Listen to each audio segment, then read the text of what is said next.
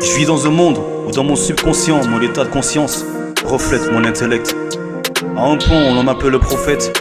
Étonné par moi-même, quand pour moi je décrète que je ne suis plus la règle.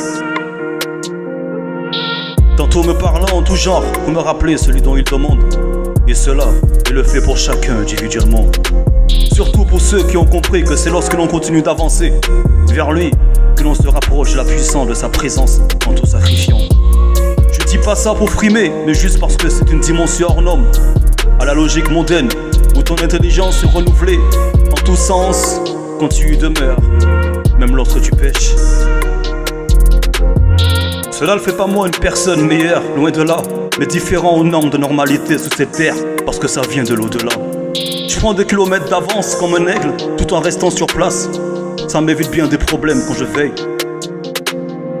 Le large étal et tous ces plans qui viennent toucher le cœur de ces êtres, y compris moi-même, je suis très loin d'être parfait. J'ai bien mené des guerres et dedans des batailles, même celles qu'on perd. Mais dans une bagarre en général, en compétition, il y a plusieurs rondes, ainsi que divers adversaires, avant d'arriver à la finale. J'ai bien prié le Père pour pas que je crève.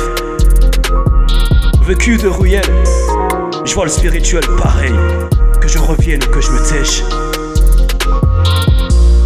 Il y aura toujours ces faux frères, ces fausses sœurs, ces faux pères ainsi que ces fausses mères qui viennent pour t'apprivoiser avec douceur, te manipulant subtilement par les sentiments du cœur, tout en ignorant le mal qu'ils pourraient y faire, tout en ressentant la jalousie qu'ils détiennent lorsqu'ils voient certaines de nos richesses au ciel.